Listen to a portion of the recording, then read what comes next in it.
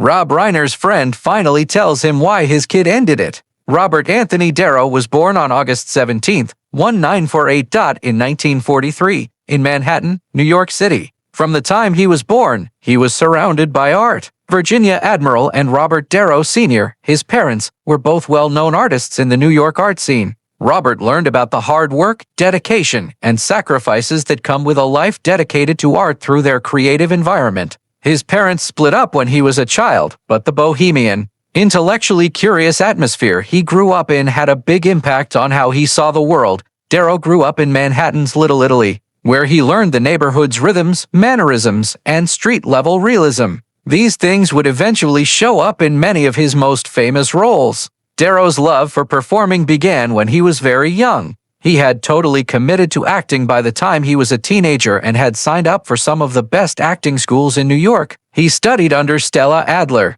who taught him about emotional reality and character psychology. Later, he learned with Lee Strasberg at the Actors Studio, where method acting became a strong artistic philosophy. These early years set the stage for Darrow's famous method, which included absolute absorption, strict preparation, and an almost obsessive focus on every detail. He had modest roles in movies in the late 1960s and early 1970s that showed he had ability, but it was his work with director Martin Scorsese that would change the course of movie history. Their connection, which began with Mean Streets in 1973, is one of the longest-lasting and most important director-actor relationships in history. Darrow's performance in this gritty, semi-autobiographical look at Italian-American life in New York was full of raw energy and surprise. It was the start of an actor who could show true human instability without trying to be funny. Darrow's rise kept going quickly. He played a young Vito Corleone in The Godfather Part 2 1974,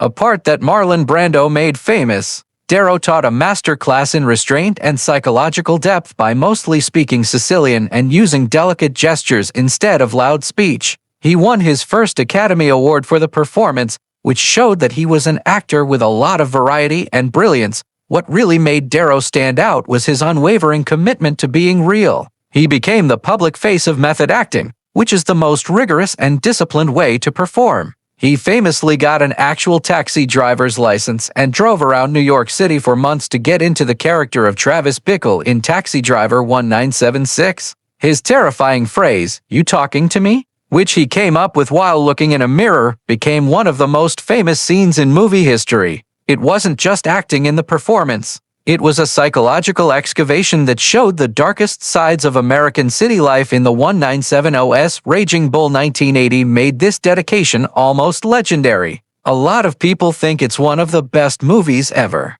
Darrow trained hard to play boxer Jake LaMotta. He boxed competitively and then gained more than 60 pounds to show how LaMotta's body and morals got worse. The change was both physical and emotional, showing cruelty, weakness, and self-destruction with gut-wrenching honesty. Darrow won his second Academy Award for the portrayal, which solidified his reputation as an actor who will give up luxury, vanity, and even health for the sake of truth. Darrow kept giving amazing performances all through the 1980s and 1990 seconds. He could go from being scary to sad to funny to tragic in movies like The King of Comedy, Once Upon a Time in America, Brazil, Goodfellas, Cape Fear, and Casino. In Goodfellas 1990, his portrayal of Jimmy Conway was unsettling, not because of the brutality, but because of how calm and calculating it was. It was a warning that real danger often talks softly. But Darrow didn't want to be limited by his highly dramatic persona.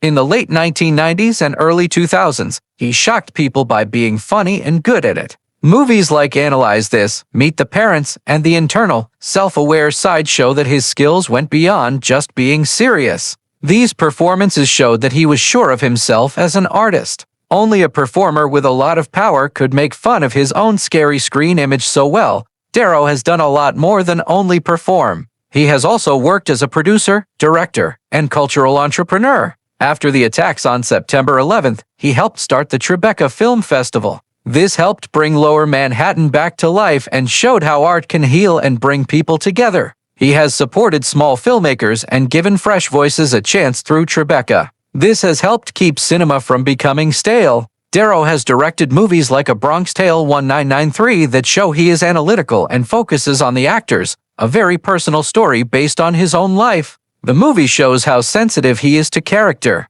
morals, and the small choices that change lives, which are themes that come up again and again in his work. Darrow has continued to be a commanding presence in recent years, giving lauded performances in movies like Silver Linings Playbook, The Irishman, and Killers of the Flower Moon. These roles show that the artist is grown up and not ashamed to talk about getting older, feeling bad about things, and facing the past. In The Irishman, his digital DJing performance let him go back to the criminal milieu that was a big part of his previous work. But this time it was with a sad, thoughtful tone that showed how hard it is to live a life of moral compromise. Robert Darrow's personal life has progressed in phases that have reflected the passion, complexity, and reinvention characteristic of his illustrious film career. His family life has changed over the years, and so have his connections. Each chapter shows how he has grown as a father and how deeply he feels responsible, loyal, and committed to being a father. In 1976, as Darrow was quickly becoming famous in Hollywood, he married actress and singer Diane Abbott. Their wedding came at a time when his career was changing after he won an Academy Award for his role in The Godfather Part 2 and received praise for his work with director Martin Scorsese. The couple welcomed a baby, Rafael Darrow, despite the stress of celebrity and a job that was getting harder and harder. Rafael would later make his own way in the world of real estate instead of performing, but he would still have a tie to the film industry through his father's heritage. Darrow became an even better father when he adopted Dina Darrow, Abbott's daughter from a previous marriage. This choice said a lot about his character and how much he cared about family. It showed that he was willing to take on more responsibilities than just being a parent. Dina and Darrow were very close when they were kids. Later, she worked as an actress, model, and filmmaker, and she always thanked him for being a constant presence in her life. Darrow and Abbott broke up in 1988. Even though they had strong family ties, their breakup was the end of a long story. But it didn't change Darrow's strong commitment to his kids. He still supported them emotionally and professionally. Darrow's relationship with model and actress Toukie Smith in the middle of the 1990s was a big turning point in his personal life. In 1995, the couple had twins who were born to a surrogate mother and conceived through in vitro fertilization. Julian and Aaron Darrow's arrival was a big deal for Darrow personally and a new way of being a parent. It showed how reproductive technology has improved and how Darrow wants to have more children later in life. Even after his relationship with Smith ended, Darrow was still a loving and involved father to the twins. He kept their upbringing private and made sure they were grounded even if their father was famous. In 1997, 2 years later, Darrow married Grace Hightower, a former flight attendant and philanthropist. This was his second marriage. Their marriage brought together two strong people who shared values, goals, and a love for family. They had a son, Elliot Darrow, in 1998.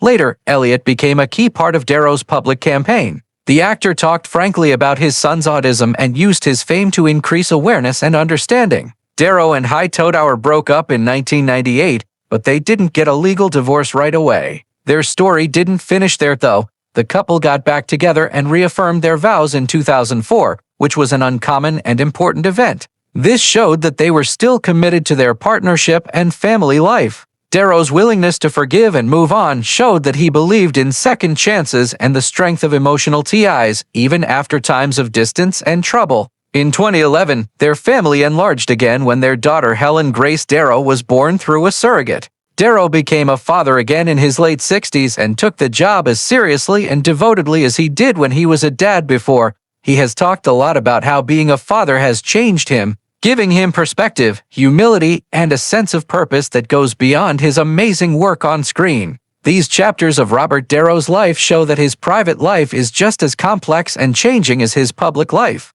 Darrow has shown time and time again that family is still very important to him, even though it may be complicated or unusual. He has been married, divorced, and remarried, and he has had the joys and tribulations of raising children over the years. The horrible discovery at Rob Reiner's Brentwood house left everyone speechless. The shock spread far beyond Los Angeles. Friends, co-workers, and longtime companions had a hard time reconciling the friendly man they knew with the horrible things that were happening to him now. Robert Darrow. a longtime friend of Reiner's, was one of the people who was most impacted. Later, he would talk about what he thought had been going on behind closed doors with uncommon emotional honesty. "This didn't just happen out of the blue," Darrow remarked softly, his voice full of control. "People seek a specific moment or trigger when something like this happens. But that's not how they function. They build, break, and wear down." The things that happened on December 14, 2025 broke apart a family and shocked Hollywood.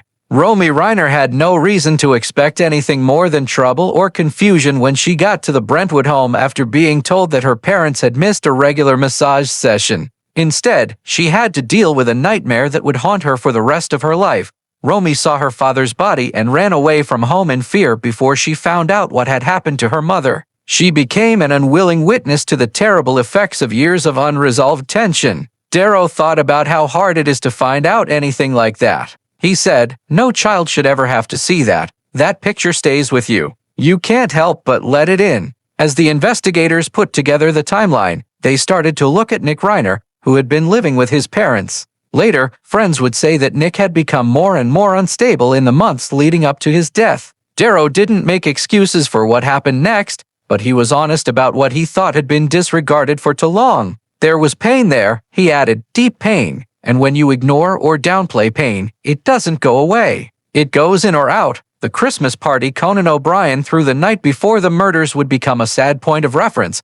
Witnesses said Nick was upset, disrespectful, and not on his medication. When Rob Reiner talked to his kid about how he was acting, the fight that broke out was so loud that it attracted people's attention and made the room feel uncomfortable. For Darrow, that moment meant something bigger. He stated that wasn't just a father telling his son what to do. That was years of anger coming together in public. And once something like that comes out, you can't just put it back in the bottle. Romy's following call to Billy Crystal after she told the police showed how close Reiner's inner group was. Crystal's quick response, racing to the house with his wife, showed how much Reiner's friends cared for him. Darrow said that Crystal's reaction was genuine grief. Darrow said, "We all felt like we let him down in some way. Looking back, you wonder what we missed. What signs did we ignore because it was simpler than facing them?" Nick's arrest later that day and the charges that followed were the start of a legal catastrophe that had already begun to take hold.